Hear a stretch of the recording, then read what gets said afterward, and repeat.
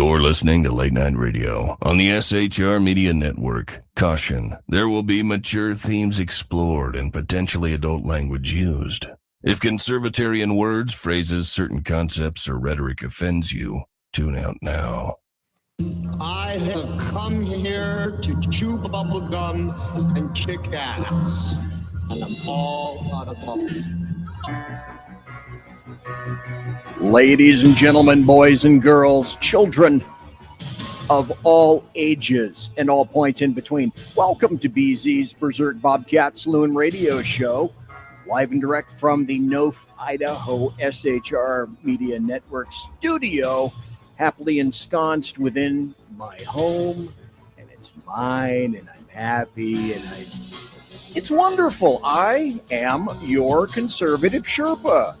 I kind of look like this, guiding you through the maelstrom of Democrat, leftist, and globalist lies, chaos, deceit, and betrayal. Please note that what you're about to hear for the next hour, maybe 2 hours, consists of my opinions and my opinion only, and those of my guest tonight. Guess what? I have a great guest. And he's here. This is the first time that I have ever spoken on the air. Had him on the air. I can't tell you who he is just now, but I will say that I am doing the job that the American media maggots won't. I am fundamentally changing America one leftist diaper at a time.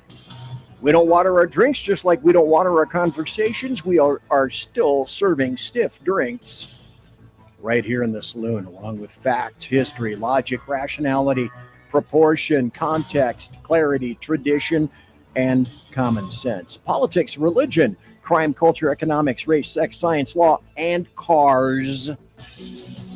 We talk about it all right here at the saloon, where the speech is free, but the booze is not. There are 28 people already watching live. Thanks to everybody. You can be guaranteed that it's not for me. It's for my guest. I also have a metric ton of people who are in Chatabus erectibus. It's originally it was Fert Snapple. Welcome to him. Ricky Robinson is in chat, going tick tick tick. How come? Why for? How come you're not on? Lost Wanderer is here. Indicating, of course, that not all who wander are lost. Brian is in here as well. And Mike is in the chat room. Mission Ready Men is in the chat room. Unleash Jeremy Hansen is in the chat room. Sean Lewis is in the chat room. Who have I missed? Dale Benson. Haven't seen you in quite some time. Welcome back to chat. Kind of rhymes, but kind of not. Phantom is in chat, and Lost Wanderer. Whoa! Now, Lost Wanderer says 30 to go to 500. See, this is where I would customarily pound the crap out of the, hey, get on right here, right now, and subscribe. So let me go ahead and run this right now, because I thought that maybe I had all the right stuff. Now, look down below at the Chiron. Kirohn, Chiron. That's how it's really spelled. Don't believe anybody else. It says, if you look below, we have 31 subscribers yet to go before we get to 500 at the SHR Media Network. Now, when I bring my guest on, which will be very shortly, my guest's subscribers on YouTube kick our mortal asses from here to Zephron and all points in between. But it's interesting that in between the time that I last checked and now Lost Wanderer has indicated, whoa, we have one more subscriber. So if you're on the SHR Media YouTube channel, then if you would please subscribe. Pretty please. So this is about the time. First, I have to apologize up front. I had promoted this on my show, indicating that I will have my guest, who is on very, very shortly. BZ, you kept saying that. You've said that for the past hour. No, I swear, he'll be on very shortly. Which is the only way that I can be on personally, is very shortly, because I'm not very tall. He is, I promoted the show as being, okay, get in chat, and if you have a question, you can send the question to my guest in chat. Cool. That is still how it's going to work, except I also put the phone number in there. And I said, hey, you can call too. But no, you can't, because I have two things plugged into this mixer, and my third was going to be the phone for him. And sorry, callers, my guest takes priority over you. I know, a little violin right here. I'm sorry to play it, but you can't call in because I can't get my damn board to work. However, those who know me and love me and think I'm way fat, ugly, ancient, and stupid, well, you would be correct, because that's how things roll here in the... Oh, Jersey Joe is here. Jersey Joe says, welcome. And Sean says, I'm a vibe killer. And good. Those are the people that we have right now. So with further ado, because why would I do anything except with further ado? I'd like to welcome my guest tonight, who is Bill from Curious Cars. Bill, are you there, sir? I am busy.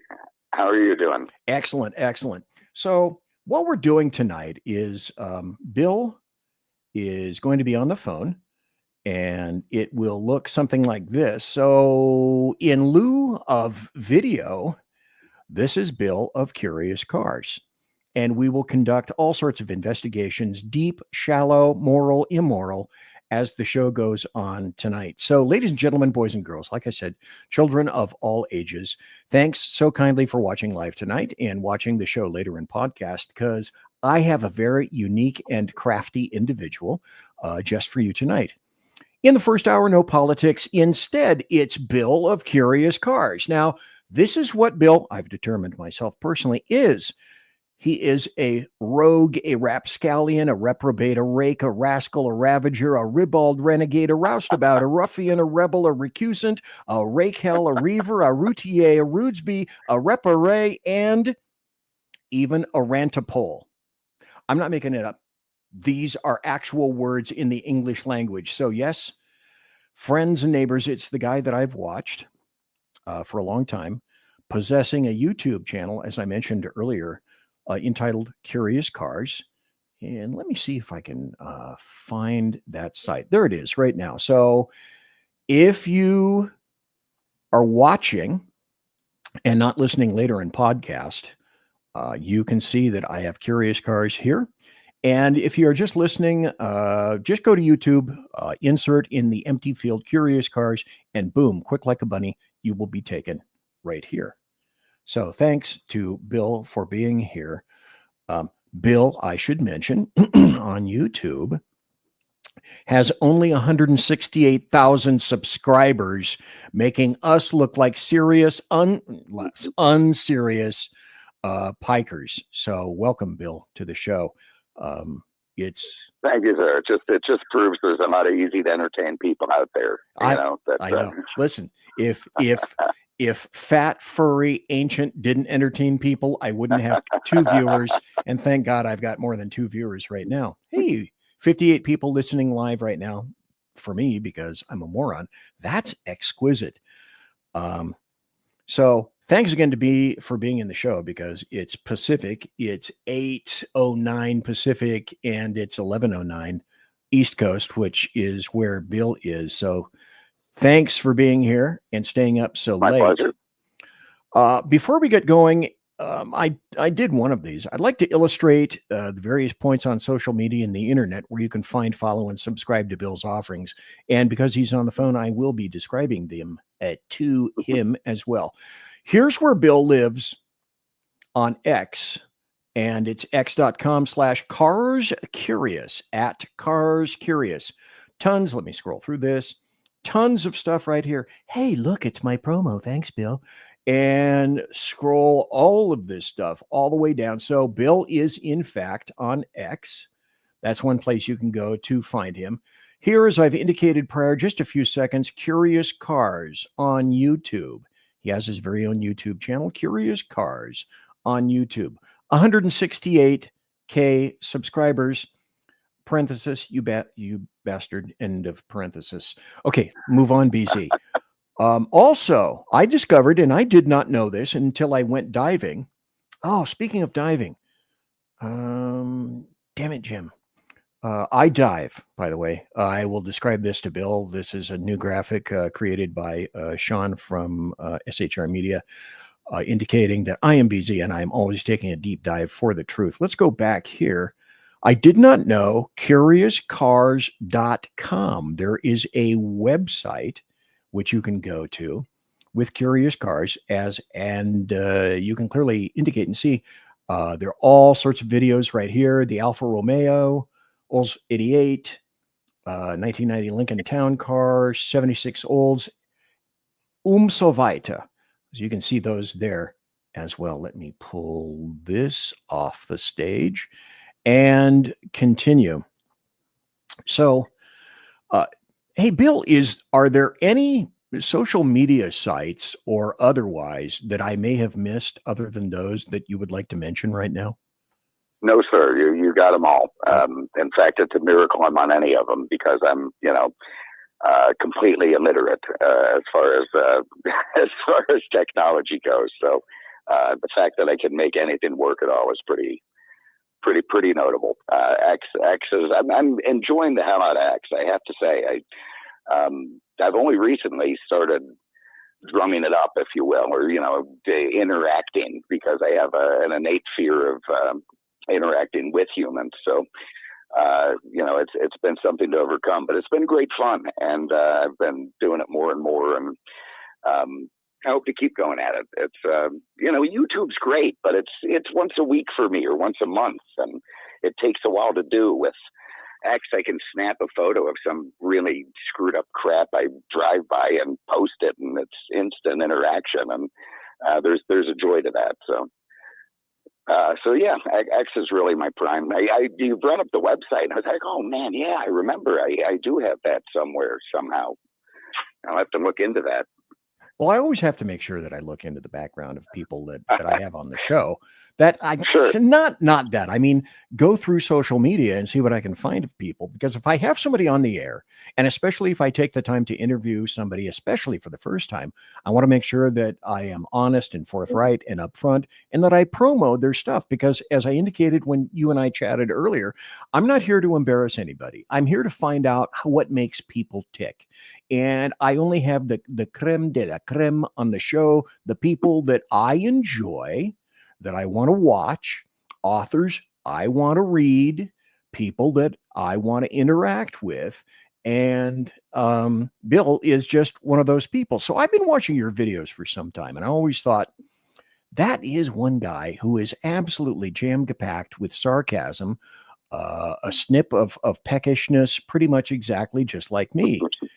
And then, so when I saw you on X, because you had just, as you indicated, you just recently got into X, you were asking for some contact with the actual outside world, much to your misfortune. I thought, okay, I'm already at no.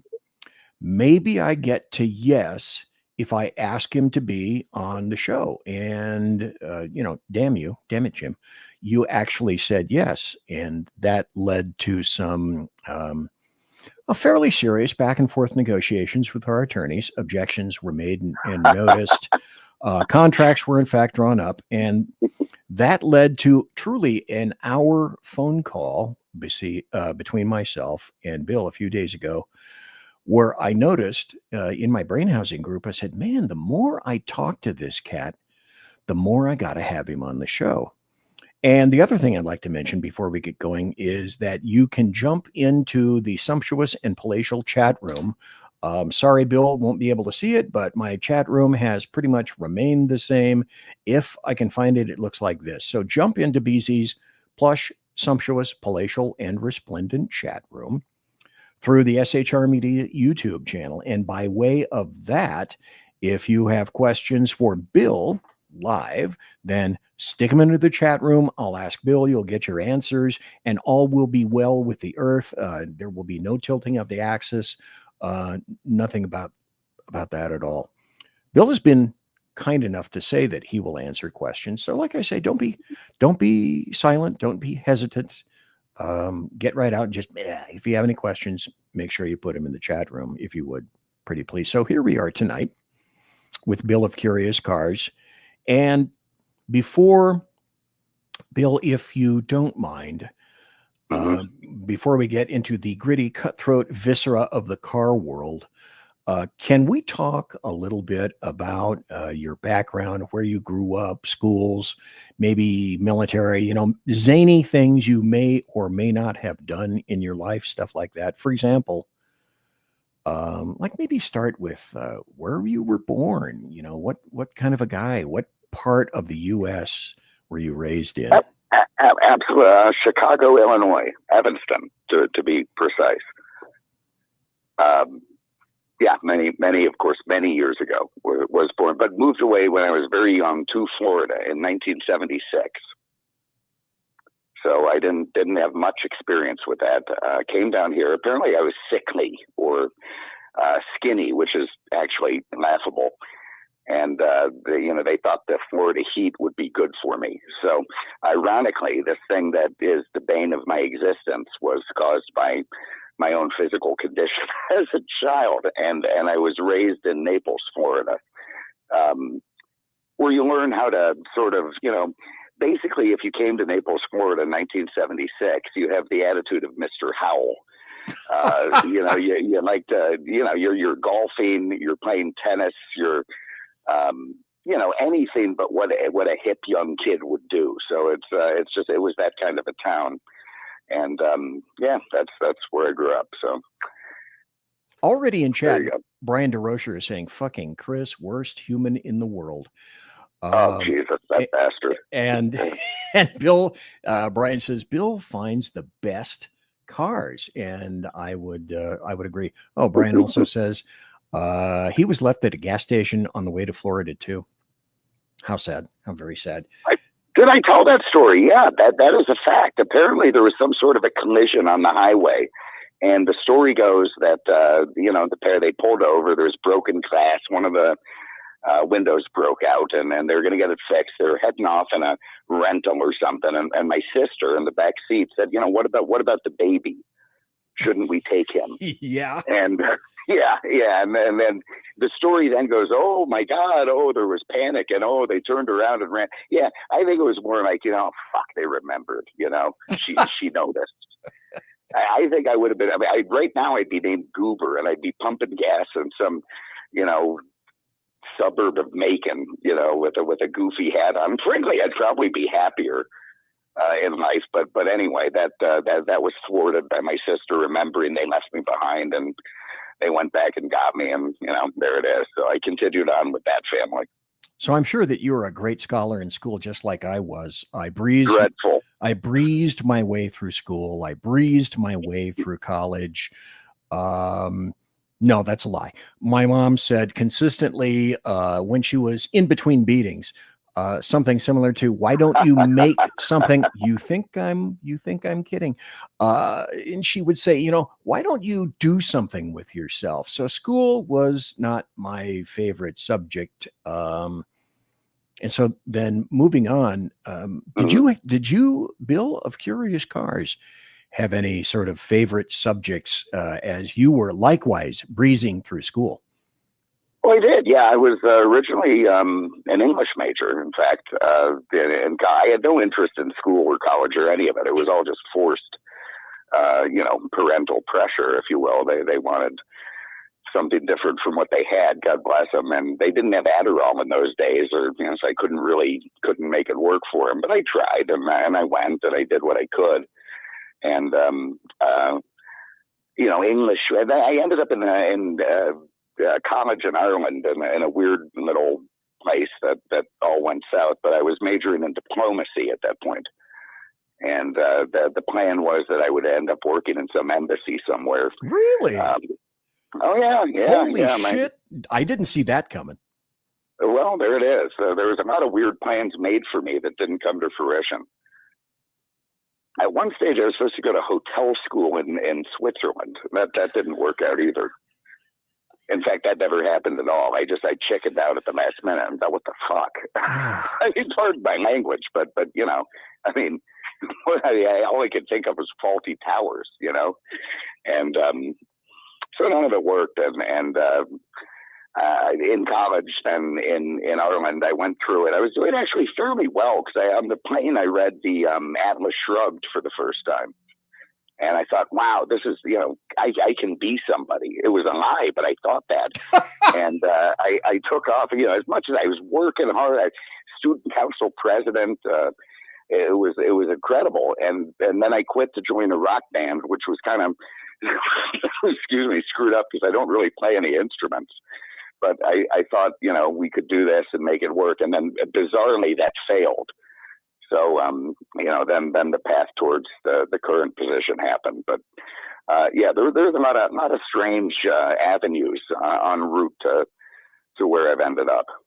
And I know, thank God my mother's passed, because she'd be incredibly disappointed at this point. Oh. If she ever met Chris, for instance, she would just explain that she had raised me a lot better than that. So, it's better the way it is now. Well, so obviously, since you were the clear scholar, did I hear you say that you went to school in Ireland? In Dublin, I did. Yeah, my mother is Irish. I'm a first generation American. My mother and father met in Chicago as a Polish and Irish immigrant. And she tracked it down. And Brian in chat said, so Bill introduced flip-flops to Ireland, eh? Good Lord, this guy is very good with the notations. I feel that. Yeah, nobody else had him over there. I mean, I can't prove it.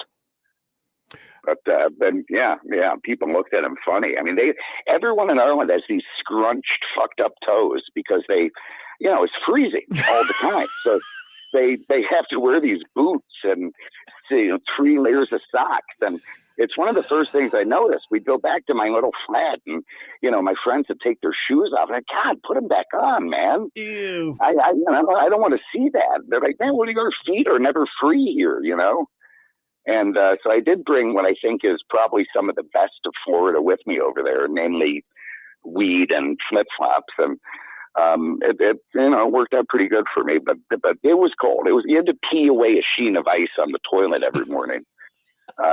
Like the landlords were really cheap with the heat. So, but it's better than the heat, quite frankly. I've always done better with the cold.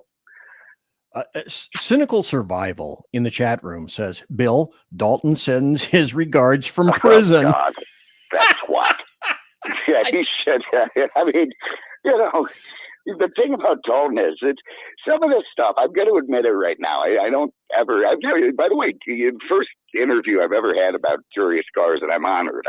Part of that is because I'm the head of the Creepy Loners Association. And Ditto. You happened to catch me, in this weird moment of let me, interact with people. But a lot of the stuff I might, the 2 people I don't have to do any emphasis on at all is Chris and Dalton. I mean, they are even beyond whatever it is I can portray. They are just the most screwed up people. And Dalton is, I haven't talked to him in a year now. I had it with him. that was it. It was done. I gave that guy a job for 5 years of complete misery. And, the people, by the way, are listening are thinking, who the hell is Dalton? But anyway, he was an idiot with the motorcycle. He decided he was going to be a motorcycle guy. He puts a sticker on the back of it, capable of evading high-speed pursuit. And within a week of putting that sticker on, he's tackled by 5 burly cops at a traffic light after running from them and chickening out. And, it became a thing, and now he's in jail, and he wanted me to get a lawyer for him, which, I might as well just set fire to whatever money I have. And anyway, so we parted ways, and I'm not unhappy about that. So, okay, for the people I highly suggest, if you guys have not watched, I'm going to be playing some videos a little bit later on. But if you have not been to Curious Cars on YouTube, Bill's site there, and watched his reviews, the reason that he's on tonight is because he reminds me of me, except a guy with more hair, better looking, and younger. But it's true. But You gotta God help go you. see his site. He has a great website. Now, I'm looking at another chat over on Rumble. So this is the only other one that I get to see every once in a while. There's a guy named Whiskey Dale in Rumble who says, "Are you still a Cub?" or asks, "Are you still a Cub fan?" Yes. Okay. Yeah. Alrighty. I mean, I'm not obsessive. I can't tell you the ERAs and the lineups or anything, but I look at the standings and try to catch a game or two. And also in chat here, Brian says the Twisted Nitwits was Dalton's gang. Yeah, he was wearing true? what do you call the motorcycle gang leather thing? He was walking. I mean, man, look, the last thing we need to make this show about is anything to do with that guy. He has already dominated far too much of my life over the last few years, and I would rather stick a molten hot knitting needle in my eye than keep discussing him. So, but yeah, he is. Twisted nitwits, retards, or the young gays for Christ. I don't know what the hell he had on the back of that thing, but it was. I mean, again, I'm just glad I don't see the guy anymore. Some people have what I call a predicating event that sends them in a direction that they hadn't foreseen when they were like when they're going in one particular direction in life, and then something happens and they end up going into an entirely different direction. For example, I had one that I will talk about later because the show isn't about me right now, in law enforcement. So did you, Bill of Curious Cars, did you have one, so to speak, that sent you someplace doing something that you hadn't quite anticipated? Yeah, I would have to say it was the quitting the college to join the band, and then we all moved to Tampa from Dublin. I brought these Irish guys, but man, we drove by a store called Badcock Furniture. I never thought they would stop laughing. For some reason, they thought that was the funniest shit they had ever seen in their lives, that this store existed. But I had all these Irish guys in Tampa, eating big plates of spuds in the apartment, and we were recording music and, doing what we do. But of course, it all failed miserably. And when they left and when it failed, I kind of am sitting there in Tampa, and this has changed the course of my life, because now what the hell do I do? And that sort of steered me down. I started selling clock radios on eBay. It seems like a really good way to avoid a job. I'd go around to these thrift. I was doing it during the band stuff to make a few bucks. You go in a thrift store, you find some crappy thing, and you clean it up and put it on eBay, and some twit buys it. And so I did that with a company called it VintageTechnology.com. And, that was then going to be the thing. And so I was working on that, and then that somehow led to a car of some variety. And of course, the cars have always been a thing for me. I've always had a deep, deep love for them. And once I got into the car thing, a friend of mine who had a job in Miami that he hated said, "Man, I'll come there. We'll start doing cars." And he did. And then, we did that for years. He turned out to be a douchebag. And then I went somewhere else and kept with the car thing. And that's probably what sort of steered it all to where it is. And then I ended up at a place called Auto House with a big Austrian lunatic named Peter, a very nice guy, but insane. I went in. I said, "I want to be your internet guy. I'm at Auto House in Naples. I want to be your." And I'm showing him printouts from eBay, and he said, "No, you're gonna sell cars on my lot." And I'm like, "No, I'm not, Peter. I don't like people, and I'm not gonna do that." And he said, "No, that is what you're gonna do." And I said, No, I'm not. And it turned out he was right. So I ended up doing that, and I'm not gonna lie, without getting too deep into it. A few years after that, my sister's working for some, I don't know what you call it, like a investment banker firm or something. And some group of guys is coming up with this crazy idea to list cars on eBay. And I'm like, I've listed 1,000 cars on eBay. I'm wondering why this guy's getting startup money, but he did. And his big thing was cars had to have videos. And of course, at Auto House, any stupid task was passed on to me. So Peter hands me this Miata and says, "Go do a video of this thing." And I'm like, "What do you do, video?" And he's like, "A video. Take a video of it." I'm like, "What am I supposed to say about it? It's a Miata. What I don't play tennis. and I took it and did a video, and that was the first one, and started doing more, and it just became fun, and that's kind of what led to the whole Curious Cars thing as time went on. Let's talk about your involvement and background with automobiles. Were you interested in cars like from an early age? You were a kid and you'd see something go by and you go, "Oh, that is really cool right there." Yeah. And my dad didn't know a car from an airplane, so it didn't come from him. It's some kind of natural thing, starting with Matchbox cars that sort of never stopped. And a big one, when I was about 10, my sister started dating this guy who turned out to be an enormous asshole. This is somebody I don't even discuss on the air, but he also was an enormous impact on my life. And he was a real car guy. And so from the age of 10, he was kind of around probably till I was 17 or 18. And he had a lot to do with, grooming my car love, if you will. And it just, never went away. So the guy that you were working for initially, hey, tell you what, folks, I'm not going to take a break. I'm not going to do any breaks because I need to get through this stuff as much as possible. And I want to make sure that I talk to Bill and squeeze as much stuff as possible into the show. So I just remind everybody. Conservative media done right. You're listening to the SHR Media Network. And folks, we're talking to Bill of Curious Cars. He is live on the phone, as you can see on the screen.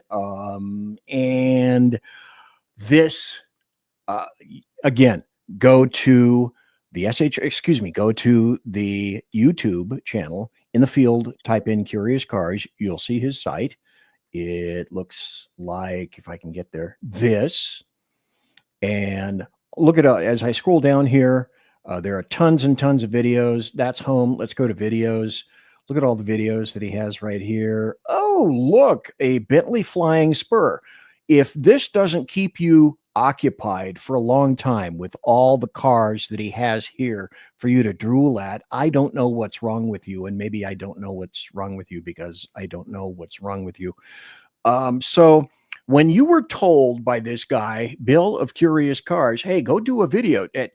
Did you know anything about video? I would not have. Not a damn thing. Yeah. I mean, I knew the iPhone had a video feature. Okay, so you started with a phone. You started with an iPhone then. I did, and actually, I've switched to a camera. But in fact, the last few videos, I've gone back to the phone because it's a pretty good video taker. I use an addendum microphone, and it seems to work fine. But yeah, so I went out there with my phone. I lived in a crappy house, so I asked. I had a really fancy neighbor with a great house, and can I take a video in your yard? And he said, yeah. So I, put it out there, and I'd always look through the window. I see his wife in his underwear and shit. And I'd feel terrible about it, but she was not an unappealing woman, quite honestly. And it sort of, became I feel like we had a thing.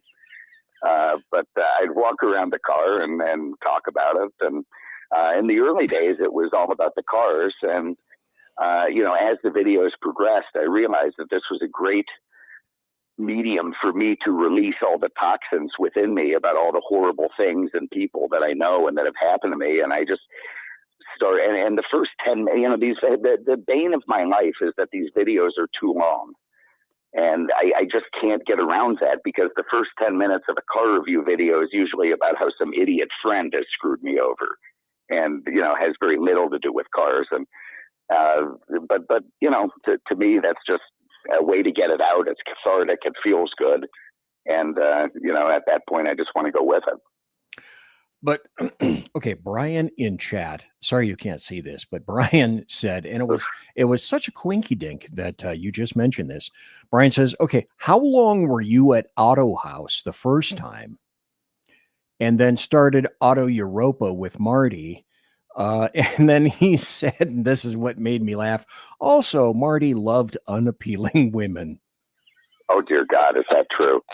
Man, is that true? I mean, Marty would stick his dick in the mashed potatoes. I mean, he was the most screwed up individual I have ever met in my life. And I've met some bad people, but Marty was unique. He loved female bodybuilders, and not like the ones you'd find, organically in town. He would like go seek them out at like Eastern European competitions and shit. I mean, these women would scare Lou Ferrigno, you know? I mean, and he'd have them, then he'd somehow import them to the United States, move in with him in this little shack in the back of the dealership, and they'd just be wandering. He'd have them washing the cars or, you know, lifting things or acting as, you know, jacks. And it was a very, very strange experience being there. And the thing actually started with Auto Europa. This is very convoluted, so I'm not going to bore everyone with it. But Peter owned a company called Auto Europa, which I got hired at.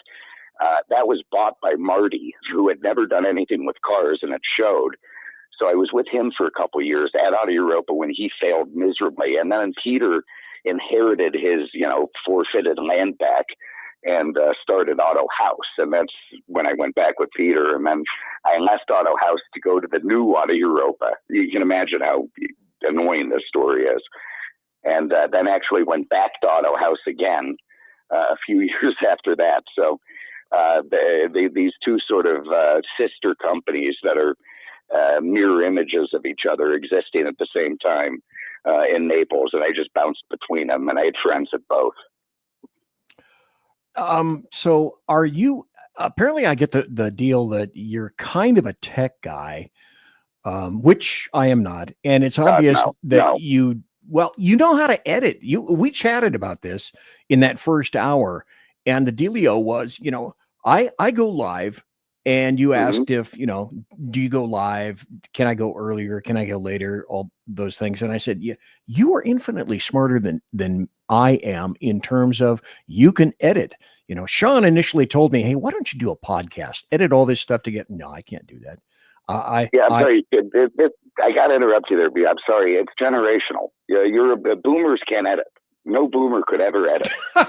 It's never going to happen. I mean, the Gen Xers kind of had a little bit of it at the tail end, you know, so we got some of that. But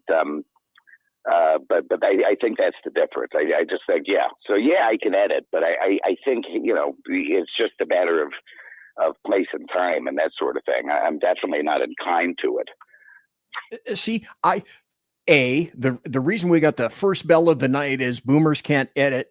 Correct. Hello. Yes. And I forgot to tell you, that was the name of my third garage band. Boomers Can't Edit. And in the chat, Jeremy Hansen says, hey, ask Bill, what was his first car? Oh, shit. 1979 Firebird Formula. Wow. Okay. Back when they had 1,000 horsepower. Oh God, no! It was a Malaise car. It was not. It was a '79. It was and it was devastating. It was this guy that was dating my sister. His brother had bought it somewhere, and it was some drunk in Naples who did every guardrail in town. I mean, the thing looked like someone took a hammer down the side of it, and he fixed it. So he, fixed it up, made it really nice, and then somehow they force-fed it to my my poor parents putting up with this shit, but they ended up buying it. I was only 15 and a half. I only had a learner's permit. Wow. So so it went in the garage, and for 6 months, and it was cheap, by the way, there's different times, but for 6 months, I had to walk by it every morning and get on the big yellow school bus, and it was devastating for a kid. Man, like I was up at like 2 a.m. the 16th birthday to get down and get that license. It was still to this day probably the greatest moment of my life was, having that learner's thing removed, and now I didn't have to drive with somebody next to me, and it was great. Yeah, I mean, you never forget your first car. Oh no, but like you said, 16 years old, having to get on the big yellow bus, and you walk right by a Trans Am. I mean, what a punch in the nuts is that? It was a big one. I mean, poor me. It's not like I'm, looking for a canned food drive, but it was tough on a dumb young kid to, know that thing's sitting in the garage waiting for me and not being able to use it. It was cruel in a way. Yeah, it was. But There's somebody named Griff in chat who says, Bill. I don't know if you recognize Griff, but he is in chat. And another person called Fursnapple. I don't know if that's somebody that you recognize. My uncle had a 62 Impala convertible anniversary gold. And Brian said, hey, my first car was a 1992 Cutlass Supreme two-door teal with a 3.1. Ooh, impressive engine. 0 to 60 in about 4 days, maybe a week, not sure. So, folks, these are still the cars I love, by the way. That's the era, that's the era I love. They may be terrible cars, and I don't care. These are the ones I love. I grew up with. Well, yeah, because they're your cars. They belong to you. You love them. You nurtured them. You rubbed them with wax and perhaps other things. And as a kid, I made sure to have jobs where, I worked at car lots a lot as a kid. There was a Cadillac dealership in town in Buick that I worked for, and because I made sure I'd be around them. I'd be able to touch them and get in them and play with them and drive them. And so, I exposed myself to a lot of them and got to interact with them, which is great for what I do now because, the memories are there. And they're, it's a good resource just to pull from my own experience from playing with them as a kid and crashing them and doing stupid shit with them. But see, isn't that kind of how many people, you and I both said, I'm not going to make $1 million doing what I do. I just do this stuff now because I love it. I do podcasting or shows and whatnot. I enjoy it. We discussed how you do what you do in the way that you like to do it, and you're not going to compromise and do it in any other way. And I think that's another way in which both you and I resonate with each other in terms I saw someone of a kindred spirit who said, I'm not doing it for anybody but me. And if other people like that, that's great. And if they don't, amazement, some do. Yes. Yeah. Yeah. So I have to make this notation. If I could pause for a second, I'd like to make an observation about your videos. Things that your viewers already know, but things that I think it's really important to emphasize and obviously mention. Yeah, your videos are entertaining. I'm going to be playing some. You're irascible, and that is a major attraction for us fans, if perhaps you think not, but it is.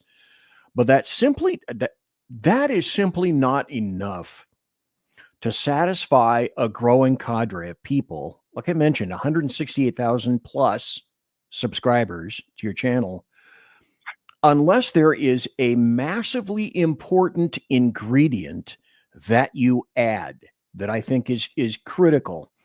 And that's your staggering knowledge of cars. I find it pretty amazing, and it's what attracts car folks to your channel.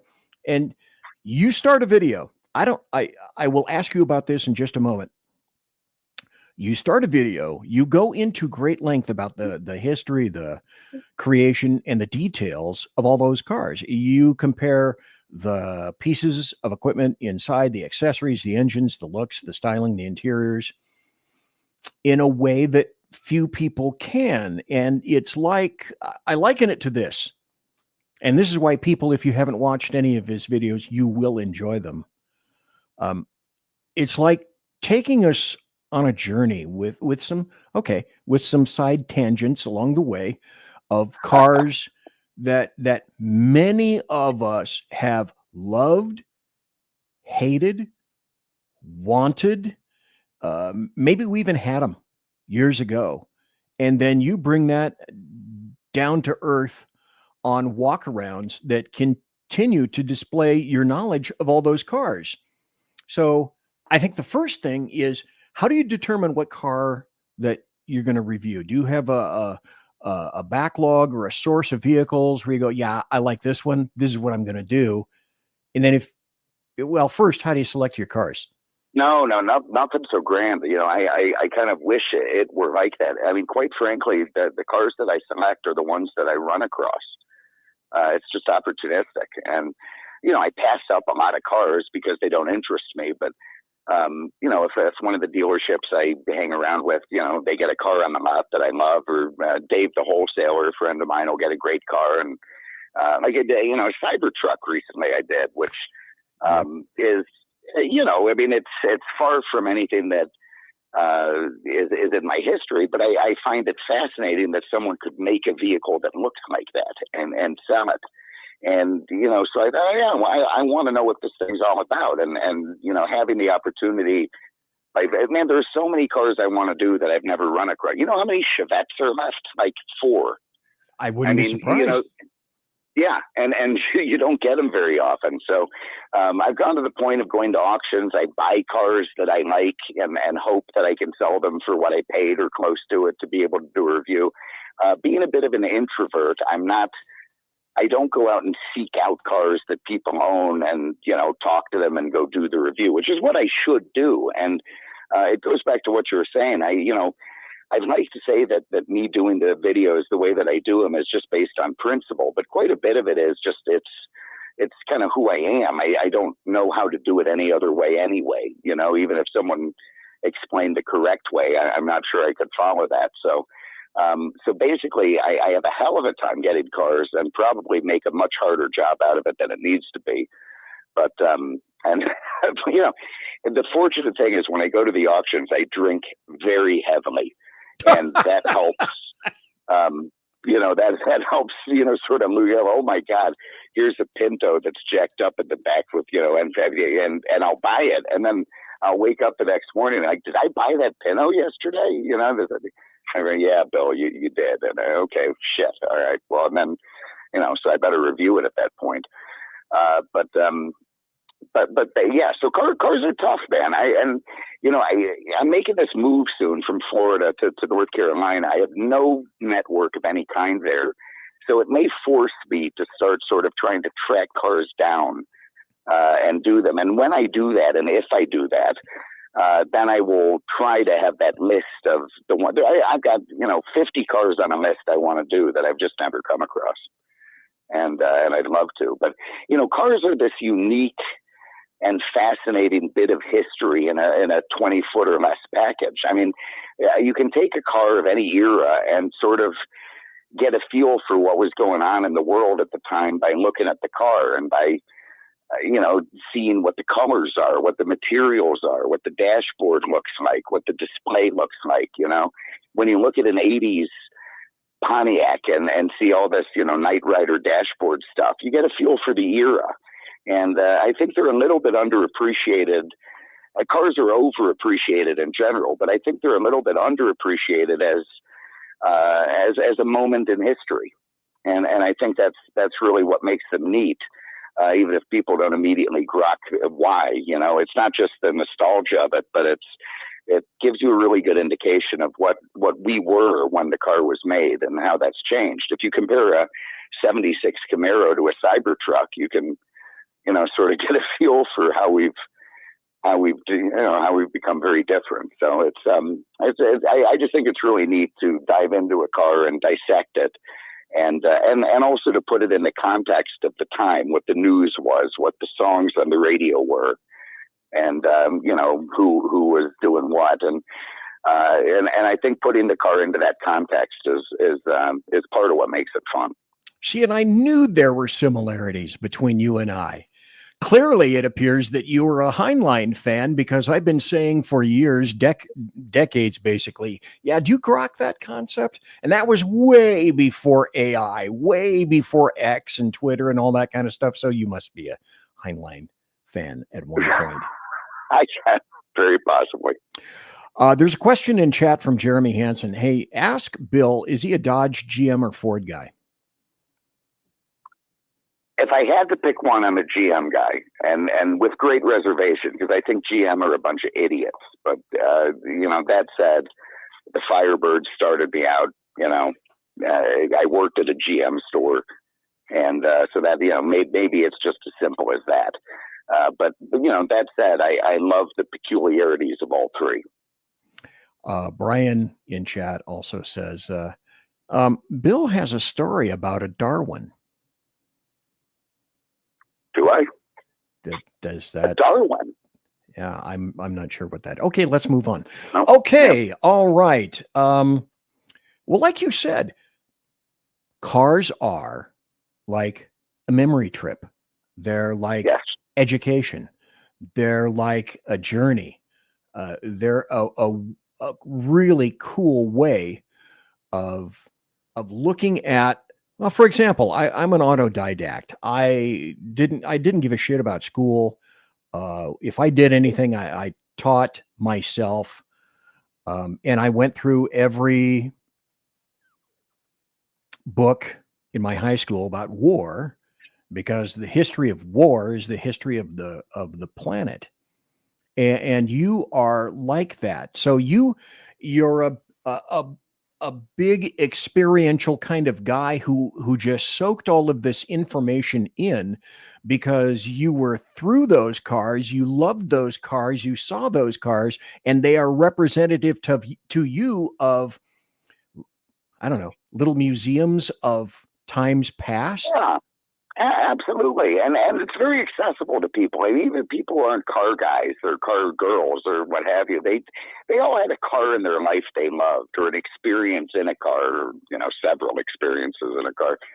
But cars play a huge role in life, an enormous role, and they're there for the good, the bad, and the ugly, and they're usually in the background, but still always there, and they're just, it steers me towards them. And even the old history is fun to read about, what a bastard Henry Ford was, or, Oh yeah. how Ransom Oldsmobile ended up miserable. And, that it just gets kind of interesting to put, the people who have created these things and what became of them, either good or bad, and what drove them to do it. And I don't think that's entirely lost. There have been many car movie, that Tucker movie, for instance, a very high budget, very big Hollywood thing, so it shows you there's a mass market for it.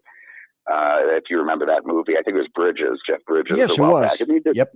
Yeah, very, very interesting movie, but I believe mostly true. And and it is, it's such a part of our lives that we can all relate to it. And I think that's part of the joy of it for me, is that it's just such an accessible thing to everybody.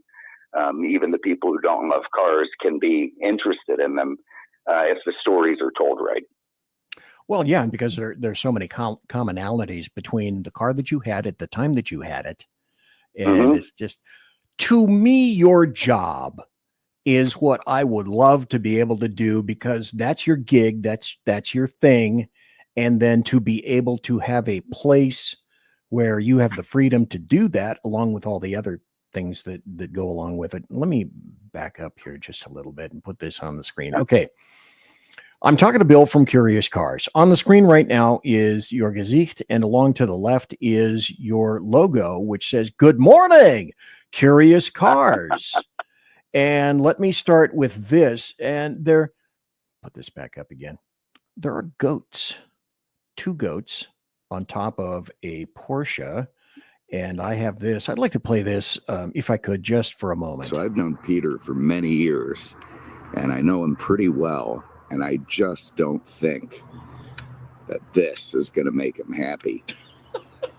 Even though that's an old Boxster, it could be any one of his prized vehicles. And we've got 2 of these satanic goats on it. Not 1, but 2 of them. So maybe now it'll happen. Maybe we'll get that company goat roast I've been dreaming about, with mint jelly and applesauce and roast potatoes. This could finally be it. Anyway, hopefully they decide to stay with that Porsche, not come over here and start troubling me. Oh. So I must ask, how is it that 2 goats came to be on some dude's Porsche? Who the hell has goats in Florida? Yeah, an Austrian, apparently. I'll tell you, it's very, very easy.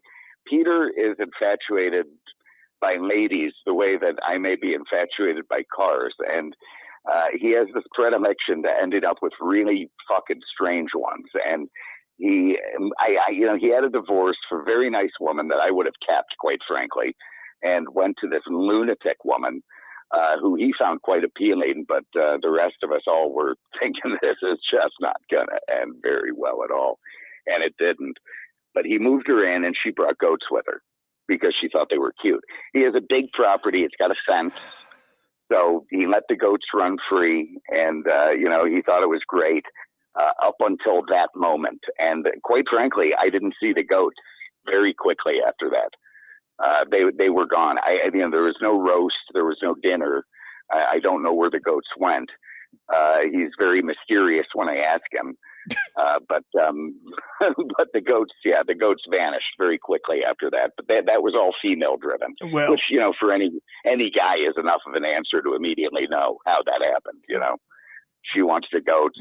She, gets what she wants. So that's how it went down. Well, let's put it this way. The goat roast probably wasn't on that property, but even though it's a Boxster, people that have Porsches probably didn't take too well and too carefully to that. What's funny is people had said that because the goats were making cameos in the videos for a couple of months before this. And in fact, one time they shit all over the driveway, and I'm doing the review, and I took it personally. I do not think those goats did that just organically. I think they knew I would be there. They know where I parked the car to do the video, and it was littered with little shitty goat balls that morning. It was a Z28 or something. And they'd come up and they'd just look at me. These fucking things, they'd come up and just look at me. And it was really unsettling.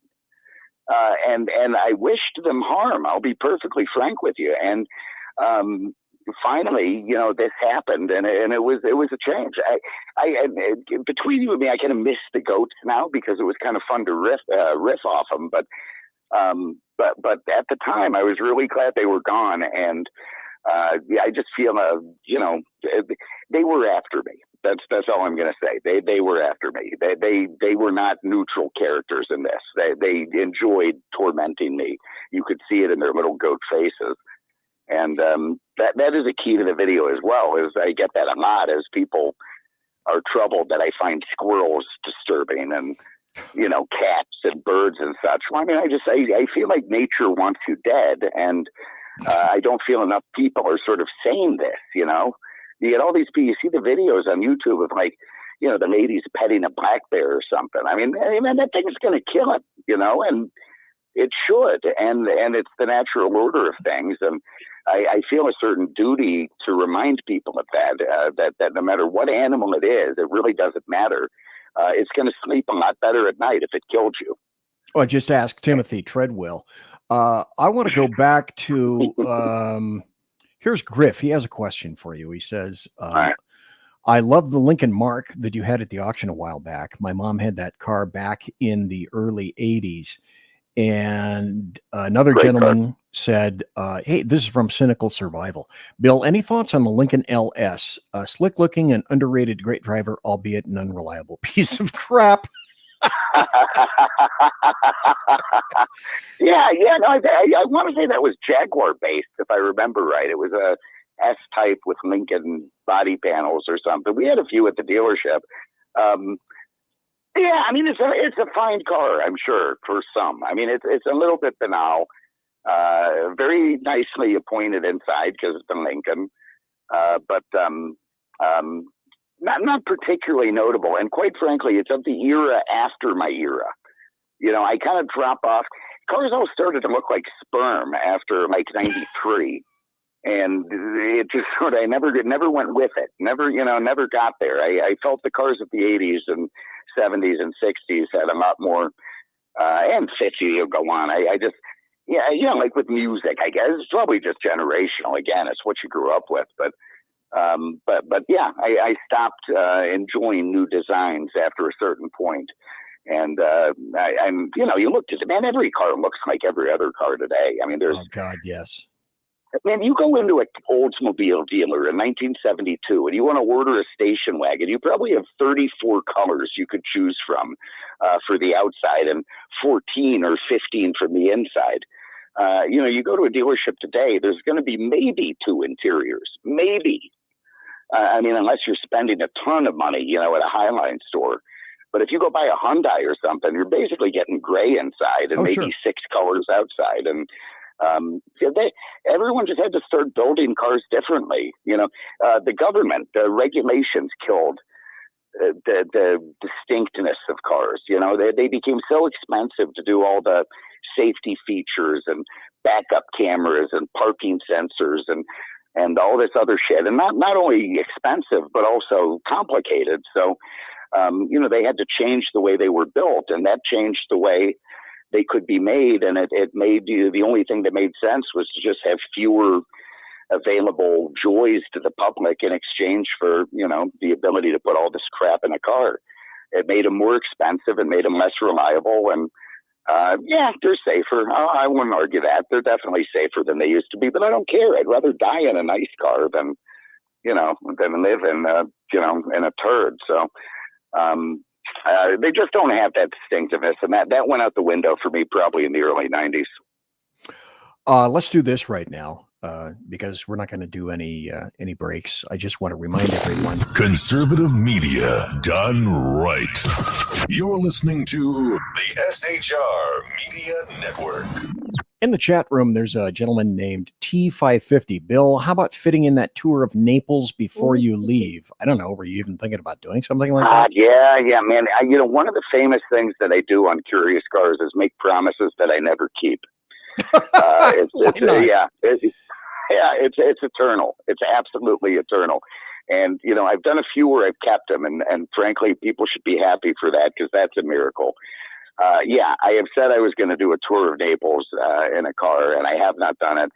And I will. And I'm not leaving Naples entirely either, because it turns out I still have to make a damn living somehow, So I know how to do that here. I've got a great network, so I'll probably come back here for the winters, when the weather is tolerable, and spend a few months, selling some cars, decking around, doing what I do. And so I'll still be in Naples. I'll still do videos from Peter's driveway and all that. But just, the bulk of the year, assuming it works out, I'll be in this godforsaken wilderness of Western North Carolina that hopefully the natives will take kindly enough to help me. So, I will. To answer his question, yes, I will. One day I will do a tour of Naples, especially because it's kind of easy.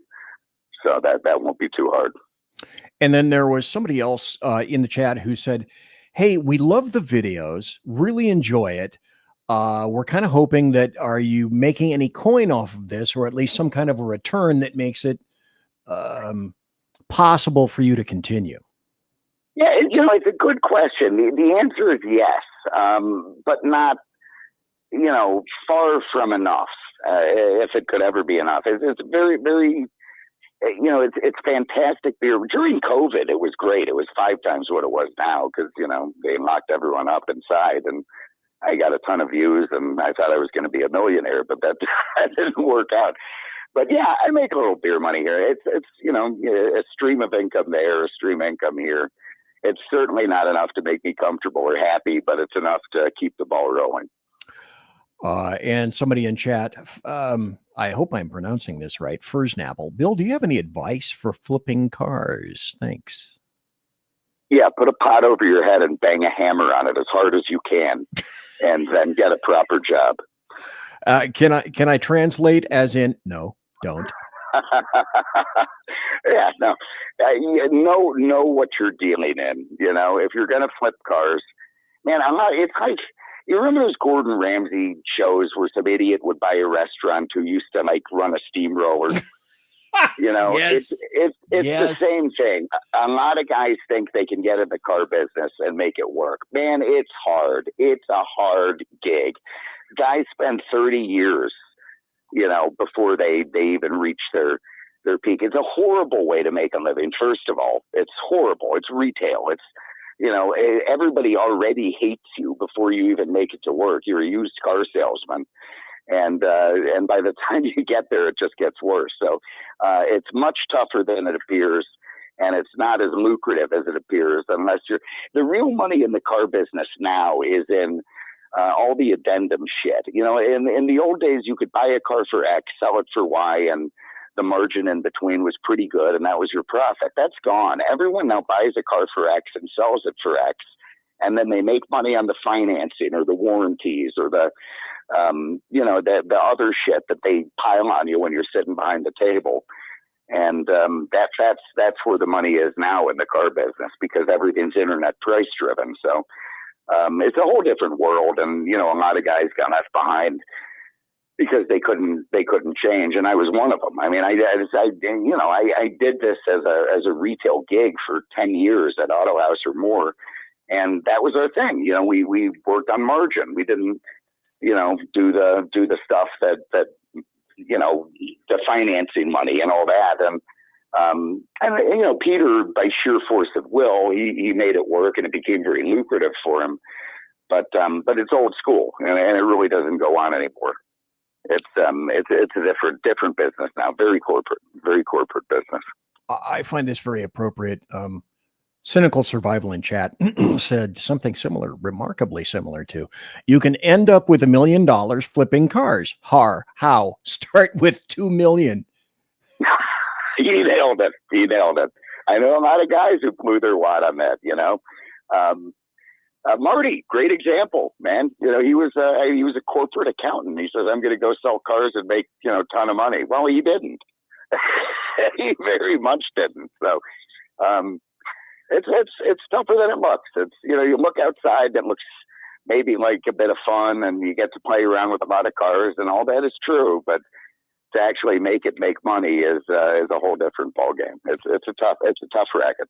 Another comment in chat from T550. He says, hey, Bill, thank you for answering my question. I have watched all 800 of your videos. God help me. Dear God. God help me, as you'd say. Somebody created a Best of Bill compilation on YouTube, and I'm going to go to it right here. That is up. And I would be remiss if I didn't play this here. This is, again, another reason that I watch Bill's videos. Well, Bill won't be able to see this, but he can certainly hear it. So let's hit it. It's been a mixture of things, all of them retarded. I have a feeling this is not going to be a 40-minute video. In the interest of time, in the interest of appeasing the people who may want a shorter video, I'm sure this is going to be a short video. I have absolutely no doubts about that. We're going to try and, cut that down a little bit after that 50-minute sucker on the Mark V the other day. And this video will be like 30 minutes tops. I know I'm going to get shit for it, but the hell with it. Oh, for the love of God. Good morning. This is Bill from Curious. Okay, I got to ask, did you just think that, hey, it's morning, so that's how I'll start my videos? Good morning. Well, yeah, I mean, I guess I did. I don't know where it came from, other than it just felt weird to just start talking. I mean, I felt like I should say something to at least, break the ice first. So it just, good morning seemed like a natural thing to say. It was, I start videos very, very early. Like video day, I'm probably up by 3:30 and in the car by 4:30. Because nobody does the night drives, which I don't know why that became a thing for me, but I ended up liking it. I drive to Peter's place from wherever shack I'm living in, and show the illumination inside and the cluster and the headlights, and I think it's a part of the car world most people don't show. I don't think I'm great for showing it, but it interests me. I like to see the way a car lights up. And that's a big part of them. Of course, when the days get very long, I get annoyed, and it's lovely in winter when I get to sleep in a little bit. So, but otherwise, yeah, I have to be at it pretty early. So it's always morning. I'm drinking pretty heavily at that point, and Wait. Yeah. Yeah, I mean, I got to look. At the risk of alerting the state troopers, I'm not going to lie. a few, a few tugs of bourbon does help me get through. I found there's a couple things in life that help me get through the day, and that is pills and whiskey. And if I'm gonna do a video, then I probably need to have one of each to sort of be who I am, and that's where it went from. The key is not the balance. There's a few times when I've gone a little bit too strong on the flask at the video, and it's too much. Like I can hear it. Oh shit! I'm slurring. That's a bit much now. So finding that balance is key, and I'm still that's still an ever changing task. I'm still working on that one. But see, that's why I love your videos. That's why the people who love your videos love your videos. No one can be you except you. No one does your reviews except you. And just for a microsecond, like I was serious about 20 minutes earlier, I'm going to be serious for a microsecond right here. I watch your videos because nobody else does a video like you. They are entertaining and they're packed, jam-packed, like I said, full of knowledge, which is a clear indicator that you know from whence you speak. Plus, you also get Cars and Auto House of Naples on a continually shitty, awful, muggy, miserable, muggy, balmy, crappy, basically shit, muggy, miserable, shitty, muggy, drizzly, vicious, horribly muggy, miserable, shitty, muggy, humid, horrible, muggy, devastating, gloomy, shitty, muggy, terribly miserable, generally shitty, miserable, muggy, hot as balls, and miserable Florida Wednesday. The weather that I hate is back in force. I mean, you've got to be shitting me. It is just that awful right now. It's one of the reasons that I'm drinking whiskey in the morning. Absolutely sucks. It's just so depressing. This tropical sun that will bake you to an absolute crisp. I've always dreamed of manning like a radar tracking station in the North Atlantic where it's a constant year-round temperature of... Okay, excuse me, but I'm crying. Anybody who lives in this godforsaken town was nodding their heads. That's all I'll say. Hot as balls. It is accurate. It is accurate. Jesus. You don't know how good it feels to get that out, man. You do not know how good it feels to get that out. If I didn't have that release every time I did it, I'd have moved a long time ago. It's very helpful. It's that hot and that miserable down here. It's a swamp. It's a swamp. It's Bill's weather report. Negative 30 or more. And I think I would be very happy there because, frankly, I usually have zero hope about anything. Or probably there are no goats either. And I doubt birds are happy in that kind of weather. So if I see any sort of job opportunity coming up that has that sort of thing available, I'm going to be all over it. I think it's bullshit, but we're going to go with it. The glasses are fogged up. I'm miserable as can be. This morning is starting to decline rapidly. It really is quite devastating. Obviously, I'm entirely optimistic and happy most of the time. I'm still continuing with the whiskey therapy. Oh my God, I'm telling you, the coronavirus whiskey, which of course I'm still doing. Definitely. Jesus. Okay, I got to go forward a little bit because... Okay. That's fine. One thing that is not fantastic is the birds. Look at this shit. Right overhead. The animal right report. Overhead. He snuck in when I wasn't looking. You saw that bird fly in. Little son of a bitch. Now look, they're all staging in that tree right there. They're probably raising little bird terrorists in there to come out and peck at me when I'm not looking. Waiting for me to not keep an eye out for them. The minute I look away, they're going to swoop down and start pecking at my parts that look soft and fragile. What does the squirrel go up and eat that thing? Has to taste better than nuts. Little bastards. I'm sorry. Oh boy. Yeah, as I said, nature. It's one of the, I don't trust those things. They have air support, they have air power. They have something we lack, and it's only a matter of time before they figure out how to use it. Okay, let's see. Let me back up here a little bit. Cynical Survival, who has had some great questions in the past here, says, Okay, Bill, Scotch or bourbon? Bourbon. Okay, all right. Asked and answered. Brian says, I can't get enough of this shitty, miserable misery. It's so fucking relatable. I'm telling you, man, anyone in South Florida hears that, they don't think it's all that special. Yeah, that's how I wake up every summer. It's just that hot here. It's just that dreadful. Anyone with half a sense gets the hell out of town.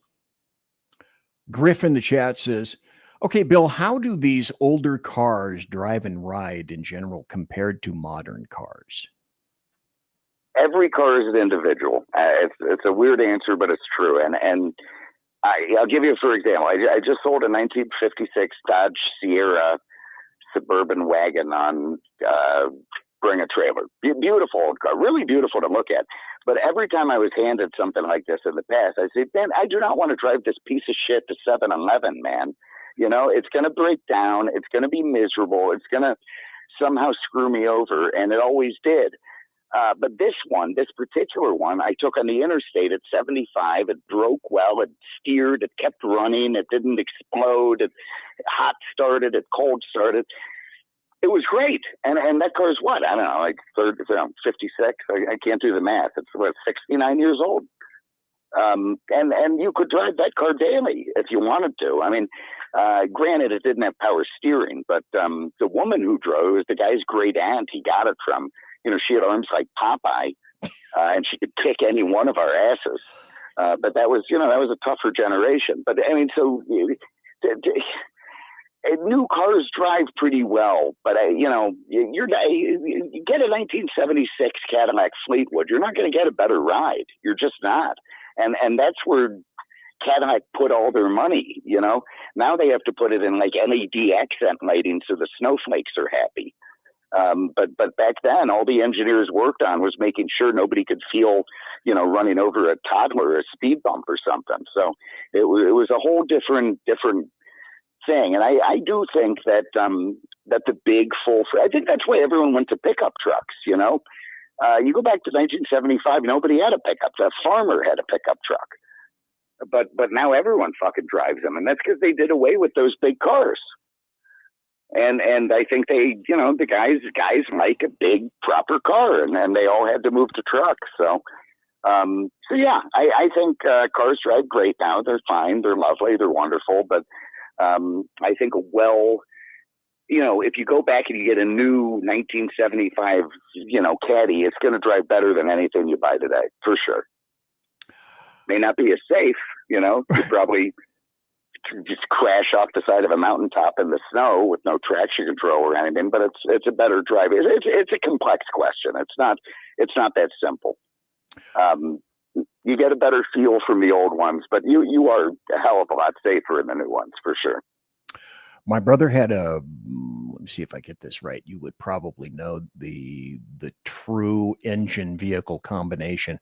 My brother had a 70 Cadillac. I think that was the year. Okay. 4-door, which had the 500 cubic inch engine in it. You got it right. That's exactly right. That I drove. And it was back in the day when you would have this. I talk about my plush, sumptuous, resplendent, and palatial chat room. This car was like driving your sofa down the street with tufted material. It wafted over bumps and whatnot. I never forgot that car at all, period. And that's back. It was better. It was better. When you open the door of one of those things and it looks like a Spanish bordello, and it was so comfortable. Yeah. I mean, it's beyond anything we could ever have today. I'll argue that was a better world. I'll argue that to the death. It was certainly simpler, easier. And, I think, and again, correct me if I'm wrong. I mean, Buick, with the Riviera, some of the other cars, they also had 455s later on in the 70s. And there were 455s, okay, albeit with two barrels, that had, 170 horsepower. Yeah, they had to detune them. They did. That's But, nuts. They still had torque. They still felt like V8. But here's beyond that. It was a time when cars were expressing the optimism of the country. Yeah. You had all this wasted real estate. You had 2 feet of hood in front of what you needed. You had 18 feet of trunk beyond what you needed. And big, dumb chrome switches, and I mean, all of this stuff that showed, hey, I'm optimistic. The future's great. Cars today are built in a pessimistic society. It's a completely different vibe. They don't do anything they don't have to do. Man, the whole car design world for 80 years was about doing shit they didn't have to do. Tail fins. Oh, yeah. The jet age, the way that probably there's no more era of car that fit into what I'm talking about in the history than that whole the jet, probably the very late 40s, 50s, that sort of thing going on through the 60s. Every car had rocket taillights and super jet intakes and it showed in America that I think was aspiring. That was great. We felt we were onto something and becoming something and becoming great and it showed itself in the cars and that's gone now, and you had names like Riviera and Eldorado and El Camino and what do you have now? The Europeans won that battle. Every car's like the XD 12.7, Yeah. I mean, it's just the glamour of it is gone. It's like moving from Pan Am in the 50s to Spirit Airlines. More people get to do it, but it's just not as good. My dad had a 1958 Olds 88, and in 58 I was 8, and I would love Dad going in. That's back when there were gas stations on every damn corner. Dad would drive in and Dad would wait. Sometimes the guys would come out to try to, that's back when they would provide service, and they'd look all over the back and they couldn't find out where to put the fuel. There's no fuel thing on the side. There's no little flip or there's no little port. And so they look left, they look right, and Dad would have to get out. And in that car, the fuel filler was in the rear tail fin, which you had to slide sideways, and then you found the fuel filler cap within the fin. I love to have Dad go. How cool is that? Anytime he wanted to get gas, I wanted to go with Dad so that I could watch all the guys go, where do I put in the fuel? That was grand. It was glorious. The Daltons of the world. Yeah, exactly. Was there any better sound in the world than that rope bell when you would drive into the ding, ding, that beautiful, crisp analog bell? Oh, yeah. That you'd hear inside the car. Gone. Another thing gone, from our world. And, compare that experience to driving up to a 7-Eleven and doing self-serve by tapping your card. I feel bad for the people who've never experienced just the lovely quality of the world when it was, like we remember it. And, my poor nephew is a snowflake. He came over the other day. My nephew, he's 21 or something. He's that poor guy, but he can, and I gave him a Coke bottle out of the fridge. He asked if he could have a drink, handed him a bottle cap, bottle opener, and he's like tapping on the top. He had no idea how to use the bottle opener. I've never seen anything like it in my life. And I don't think, by the way, this is normal even for a snowflake. I think most of them can use a bottle opener. I think he's a special taste. But I mean, what the fuck, Jack? I mean, it's a bottle opener. I'm getting it. And when I think of the experiences, the sort of the beauty of things that he's missed, I think it's sad for him. He's grown up in a world that's so corporate and so the same everywhere that he just, I think they lose a lot of joy. I think that's why they look for it in weird places. There is no childhood anymore. That childhood is gone. And I believe that's intentional. First Apple in chat says, one of my favorite Bill clips is when he drove past a dead rabbit on the road and said, that shit looked like Iwo Jima.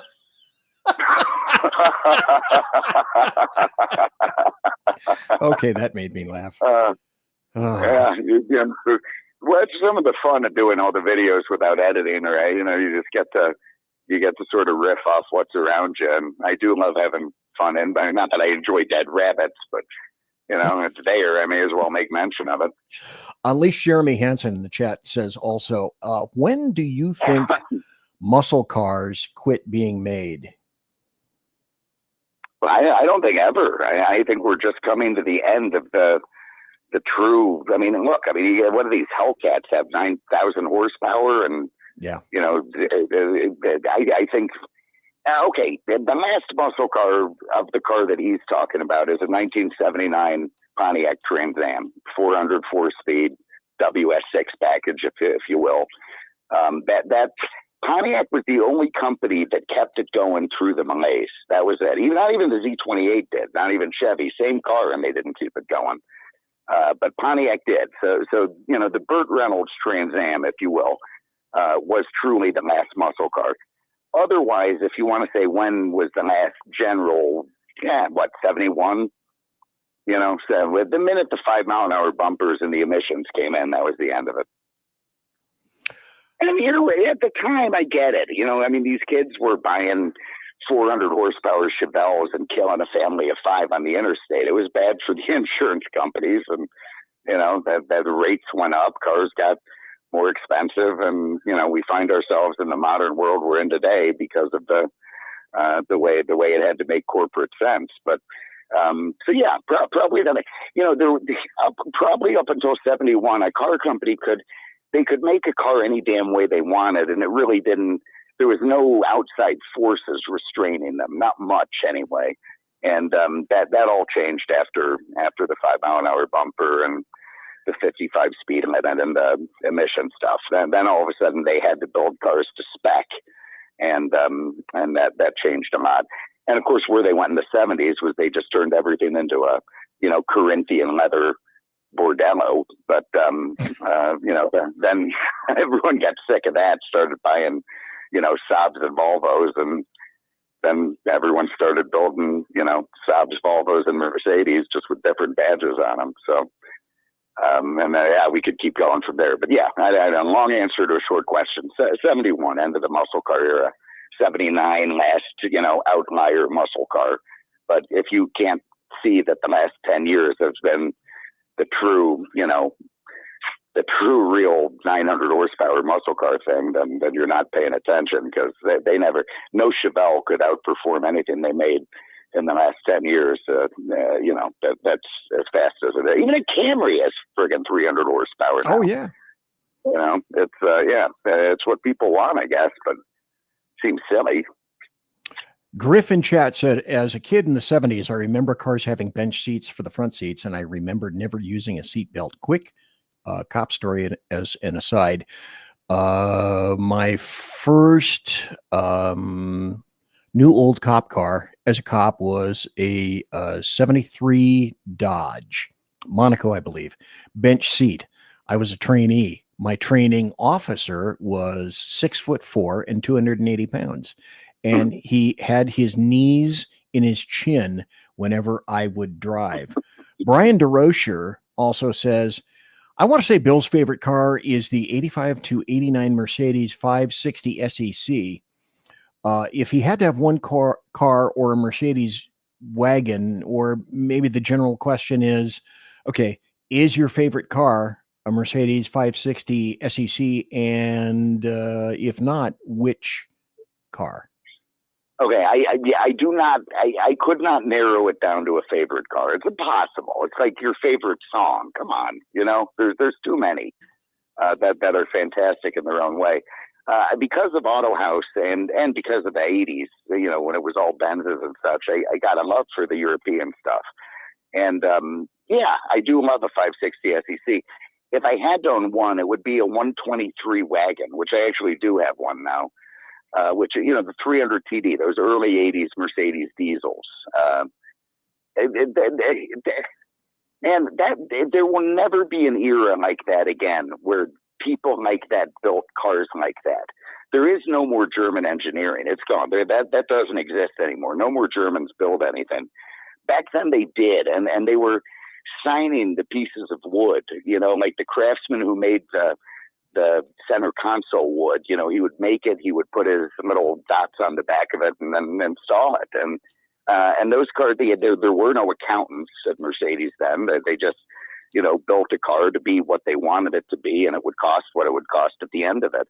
And they decided with that 123 car that they were going to build the ultimate serviceable, long-lasting automobile. And there is no part of that car that isn't made to be, it's a forever car. It's made to be owned and driven for as long as you're willing to maintain and do it. And I think that's just really cool. And I don't know that any other car, in my era anyway, that I know very well has been built to that level for that reason. The styling was of moderate importance, but not huge. It was more about that thing was going to be fucking indestructible.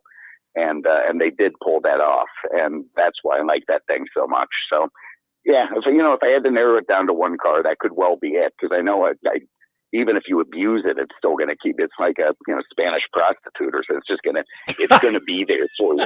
It doesn't have many better options. So, it'll accept its lot in life and go with you. So that's, it's a fantastic car. That's probably the one I'd choose.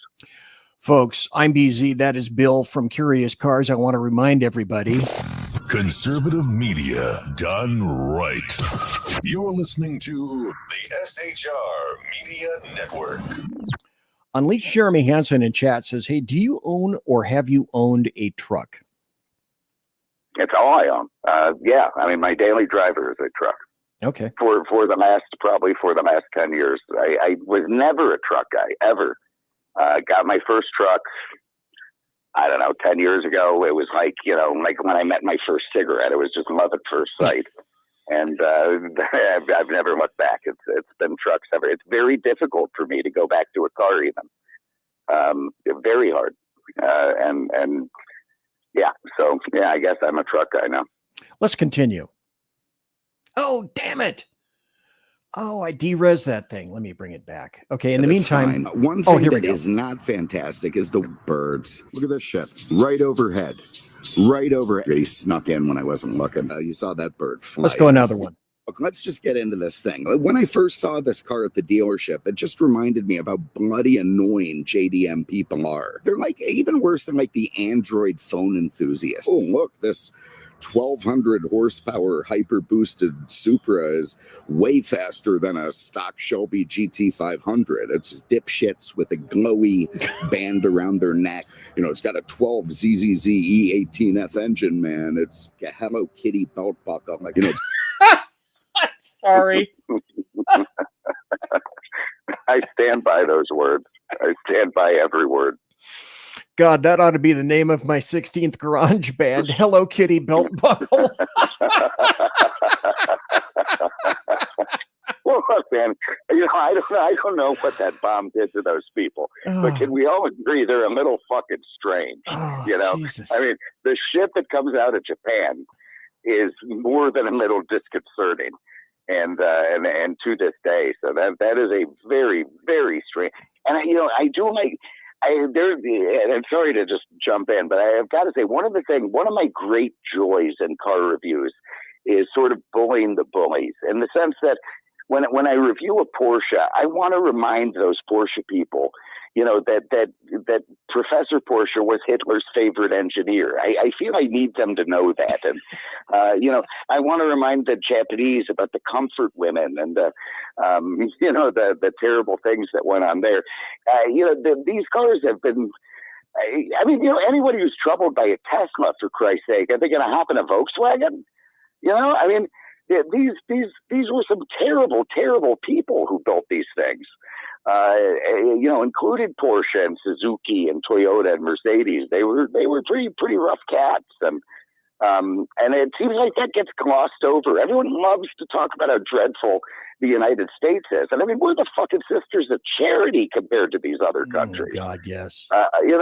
My nephew and other, oh my God, the United States. Man, go look at the history of like Portugal. Just pick a country and see what they did to these people, and lay off, man. Be proud for coming from a place that has at least tried to done some good, and didn't try to addict people to heroin or otherwise destroy them. So. Anyway, I digress, but I think it's very, very important to remind people of the, connections of these cars to some really bad players in history. I think that's a lot of fun, and I get joy from that. But that's part and parcel of the whole thing about the car itself, about each individual car, and that I appreciate about what it is that you do in a review is, it's the car, you'll open up the hood. If there is anybody who is a master at opening a big damn hood one-handed, it would certainly be Bill of Curious Cars, having most def mastered that shit. Cynical Survival said, we need a pay-per-view of Bill boxing Doug DeMuro. And right after that, Brian said, Doug would not get Bill's humor at all. Well, I'll make an admission. I've never watched a Doug DeMuro video. I just can't get past the thumbnails. And I'm not a big YouTuber. I don't want to be, I don't want to copy anyone subconsciously or something. So I avoid watching other car reviews, other than Top Gear, which is, of course, you can't, it's such a bloody fantastic show that you can't miss it. But yeah, I don't watch those. I mean, God bless him. He's doing great. Those guys are all king of the hill, but they're not doing what I like doing. Who wouldn't want to watch all those three guys on Top Gear? Anybody besides those original three are pretenders to the throne, and they suck. Also, here's another question. Bill, what car do you dislike the most? Oh, God, where do I start? I hate more cars than I like. The two come to mind, BMW i3, little fucking German toaster, and a miserably Ghibli. The poser car. Both of them are poser cars. One's for idiots to pretend they have some... I love the earth. I love the world. Actually, a great story. Andrew, a good friend of mine, Andrew, owned out of Europa, a different version, the mechanical side of it. A terrible, terrible human being and a practical joker. He leased an i3 because he likes all this sort of techie, goofy stuff. And I guess the thing has some kind of a pedestrian avoidance system that they built into it, because it's made for big city streets or whatnot. So he gets this mechanic, that goofball that he has, and says, hey, we're going to test this system out. It puts the guy in front of all the shop bays, drives the car at him, and hits him. And finally, goes over the top of the car. Not super fast to where the guy's got broken anything, but he's a little bit fucked up. And Andrew gets there, he's like, oh, shit, man. I'm so sorry. I had that system turned off. Can we try that again? So he does it again, hits the guy again. The poor guy is like, what the? And Andrew gets out. I forgot. I didn't get that option. I didn't get that option. And yeah. And I mean, that's Andrew to a T. He's just the goofiest sucker out there. But he comes up with those things that I find so funny. You can't help but laugh at him. Nobody else would think of that. He just gets a guy to. Hits him. I think he once paid the detailer $13 to eat a dragonfly. That was funny too, but that guy would do anything. But yeah, the i3, what a little stupid piece of shit. And if you look at their the brochure for it, it's door panels made from recycled materials. And I mean, people used to make lampshades out of people. They have a lot of nerve doing this kind of shit. So. I don't like that car. And the Ghibli is such a poser car. It's a Chrysler 300 with different skin on it, to make people. They actually pipe in the exhaust sound through the speakers. I heard about that. That is so over the top stupid. Exactly. Enzo Ferrari didn't need to do that. And, he was a bit of a douchebag, but he knew how to make a car that made people's pulse tick, and he didn't have to pipe it through a 6x9 to do it. So yeah, there's just a lot of goofy cars out there, most of them modern, and And I felt that way about Teslas until, I have to admit, I kind of, became a bit of a fan for other reasons. And but it is, it's driving an iPhone basically, but it's, I will get, like the Cybertruck. You remember the Plymouth Prowler? That car looked like a hot rod. Yes. It came out, and a lot of people hate on that car, but they built it, man. They built it, and it was unique, and it was interesting, and people liked it, and it was cool. And I'll give the same vibe to the Cybertruck. You look at it and you think, okay, that looks like a doorstop, and it does, but it doesn't look like anything else on the road. It's unique.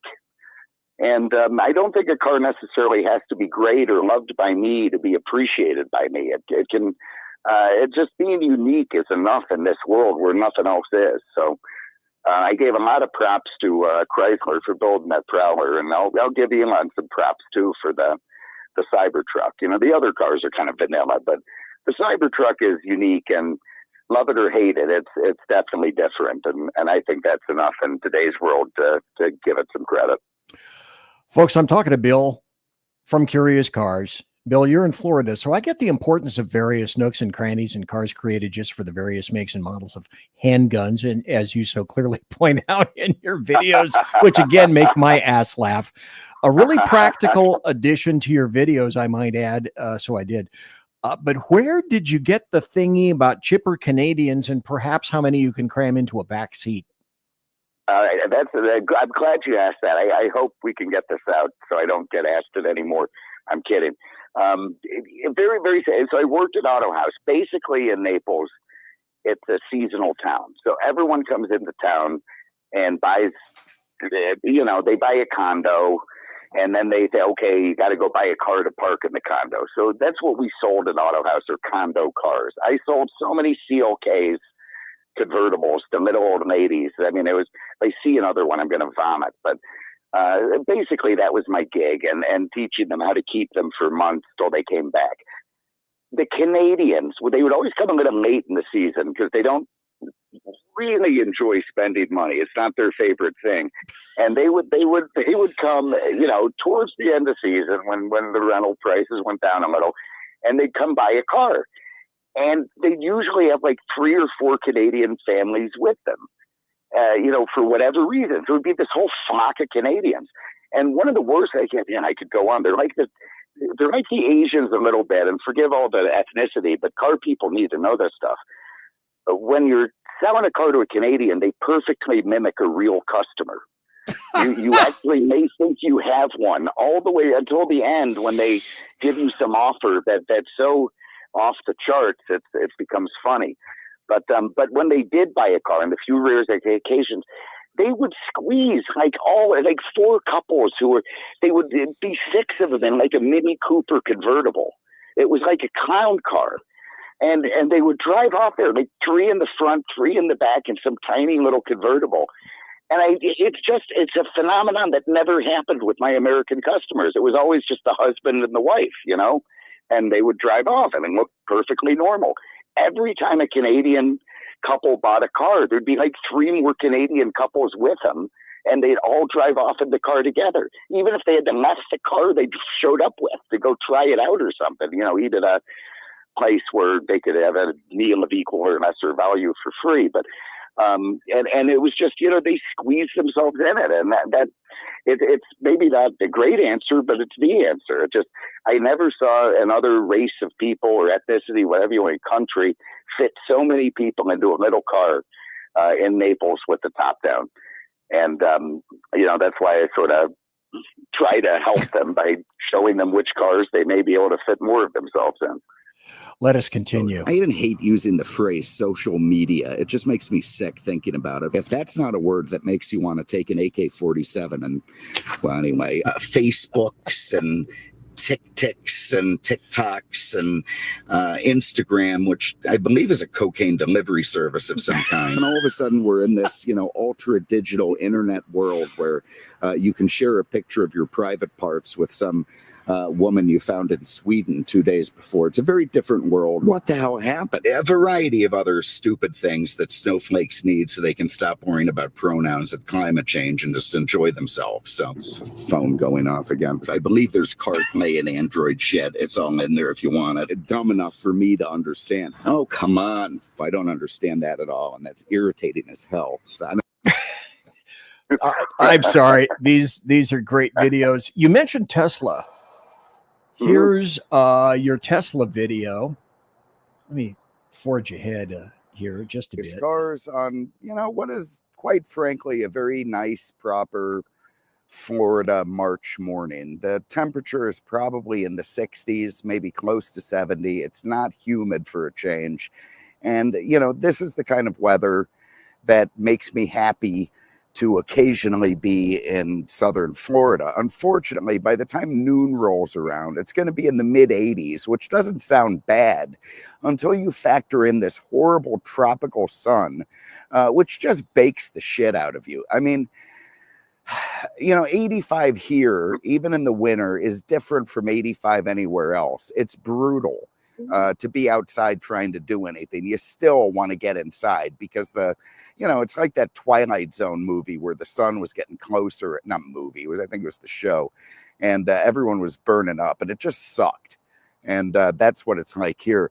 So in that vein, that's why I have now finally closed, as of yesterday, on a house in North Carolina. Let me stop right there. First, let me ask you, what did you think of the Tesla? Well, actually, 3 questions. First, what did you think of the Tesla overall? Which one? Were we talking the Cybertruck? Yes, the Cybertruck, yes. The Cybertruck. It was weird, and I know that's an obvious answer, but it's a true answer. The controls are weird. I hopped in it, and it took me, and I'm a little bit of a car guy, it took me 45 seconds to put it in reverse. Before, and once you figure it out, you figure it out. But none of their controls and systems are based on any existing theory or architecture. So it's learning a whole new. It's like I think, speaking of Top Gear, Clarkson was talking about Citroen, and he said, the way you make the turn signal come on is you'll nick the sun visor. It's like the French. They knew what a car was, but they'd never actually seen one when they designed it. And I think he has these snowflake kids designing the cars, and they've never driven a car in their life, or maybe their mom's Hyundai, and they don't know. So they create operating controls that don't relate to anything anyone knows, and there's a real learning curve with those cars. And I don't know, people, thank God they self-drive, because I fucking crash into everything driving that thing, just trying to figure out how to go to the next radio station. It's a complex, computer-driven car. It's very fast. It's insanely fast, which, I think the whole electric car thing is ruining the world of hot rodding, because what's the point? It's an appliance. The thing does 0 to 60 in 3 seconds or whatever the hell it is. Well, why go build a race car? It goes 0 to 60 in 2.8 after spending $80,000 on a Camaro? It doesn't make sense. So, I enjoyed the notoriety of it. I was really hoping someone was going to paint a swastika on it. I enjoyed that video too, because riffing. I went to AutoZone and I bought those fender vents and a hula girl. I was trying to disguise that I was in a Cybertruck so I wouldn't be attacked by Antifa, And I thought if I could get enough AutoZone accessories on the outside, it wouldn't look like a Cybertruck anymore. But that did fail. People were still able to identify it. Damn it, Jim. There's a final question here in the chat. Did you ever have a Cuban want to ship a car back to Cuba? No, that never happened. I've shipped cars to a lot of places, but never Cuba. And anyway, they did. They put pontoons on the side of it, and, some kind of outboard motor, and get back there. They're not. These people are very industrious. They're not going to use a boat. And finally, I'd like to throw this in. You have a video, it's up on the screen right now. I'm not playing it, but it says, "My camper trip from hell." So maybe you can let us know what's going to be happening with you in the not too terribly distant future. I bought a camper. I cheaped out because of a friend of mine who sort of encouraged me to cheap out instead of doing what I wanted to do. I decided to go to Tuscaloosa. And actually, the comments at YouTube are great, and I read every one. I don't answer them because I've always been I've answered a few, but I want people to know I do read every one. And in that video, I said there's no good roads to Tuscaloosa because it's true. I mean, there's no good way to get there. You just can't get there from here. And he said, man, there's no good roads to Tuscaloosa. Sounds like it's on the country charts. And I said, yeah, I appreciated that. But you don't buy a camper at a repossession auction and decide you're going to live in it the first night. And I did, and none of my friends stopped me. And that's why I now have realized I don't have friends. And I'm wiping the slate clean of these people. Because somebody should have intervened, you know? When you had 90 whiskeys and you're heading towards your car, your friend's supposed to say, hey, Bill, you know, hey, bad idea. None of them did that. And the things that I saw and touched and tasted, smelled, I can never unexperience, and they're with me. And that was a really bad camper trip. I did buy a place up there. I've been threatening it for years to get out of Florida. People always said I'd never do it. Well, I'm doing it. And in fact, I'm going up there on Sunday. I've found a shop, property to build a shop on. Oh, nice. That was, some kind of burned down meth lab or something. So it's kind of cheap. Of course. Yeah, I have a theme in my life. So, but you know, I mean, compared to Naples prices, like it was free, you know, I mean, it's such a joy buying property somewhere other than here. I mean, like if I stuck my camper on the side of the road, I could probably ask $650 for it. Naples is just a very terrible place to try and get land or do anything. And there's a lot more opportunity, I think, in the rest of the country. So, so I'm heading up there, and you know, don't know anyone, don't have a feel for anything. Just I feel in awe every time I walk out of a grocery store and see a mountain behind me. And I think that's the most beautiful fucking thing I've ever seen. And I want to be here. And the weather, of course, you know, in the mountains is a lot cooler, hopefully. And that's the plan. So we'll see how that goes. Well, it's probably about time to wrap up. It shouldn't shock you that it's almost 2 hours on right now. So thank you for being here for so very long. It's going to take a while for you to. It's going to take a while for you to move. So in the meantime, until you get there, do you have any videos planned, or are you just concentrating on getting everything down the road? No, I do. I'm building a Camaro project. That's getting a video. The wagon that I'm doing there's an S10 Baja that'll get a video, and a buddy Suzuki Samurai. But I'm trying to pile all those in amidst the other crap that eternally happens and all the horrible people I have to herd around. So I do have some videos coming, but they're not coming as quickly as I'd like. Well, I think that's about it. I know it's it's almost 1 a.m. It's 12:53 p.m. where you are. Bill of Curious Cars, it has been an honor and a pleasure talking to you tonight in the saloon. Thanks for being here. Thanks for staying up so late. And I'd like to go back and remind everybody where you can find Bill. Here is his site on X, Cars Curious, at Cars Curious. Here is his site, his video channel on YouTube, Curious Cars. Go to YouTube, fill in the field, ask for Curious Cars, ask for Bill by nature. And also here, curiouscars.com, curiouscars.com. So, Sir Bill, thank you for being here.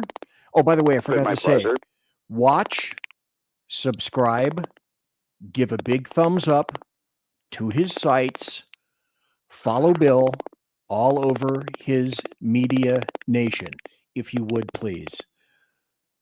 Thanks so kindly, sir. Very kind. Been my pleasure. And the late night, no problem. I robbed one of my nephew's Adderall, so I'm in good shape. Cool. Otherwise, thank you for having me. It's been great fun. When you go rollicking a little bit later, would you ever consider coming back to chat? Absolutely. It's been a treat. I'd come back anytime. Thank you so kindly, sir. Appreciate it. Folks, that was Bill of Curious Cars.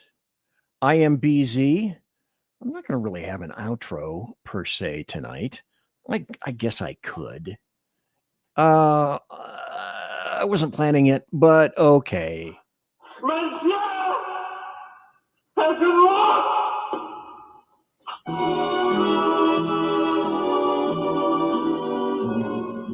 So, ladies and gentlemen, boys and girls, children of all ages, thanks for being here on BZ's Berserk Bobcat Saloon radio show to listen to Bill from Curious Cars.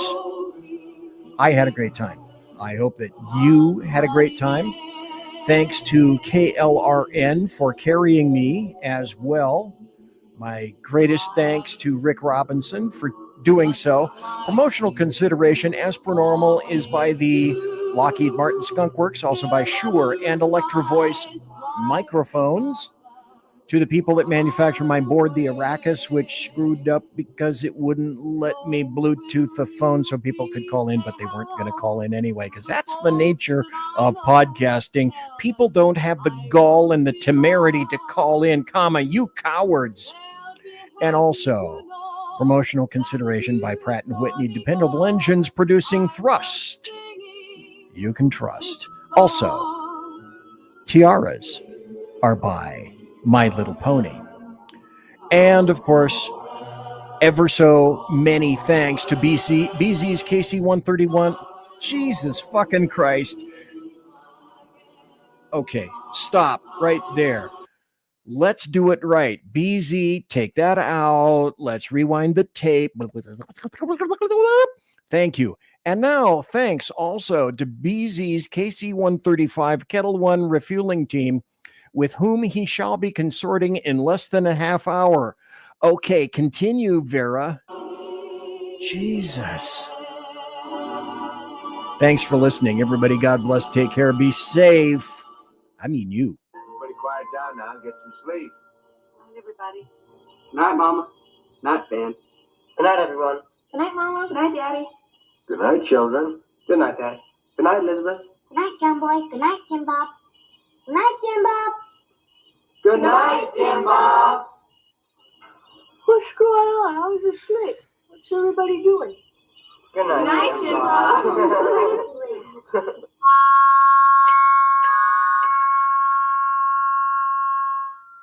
Good night, and good luck.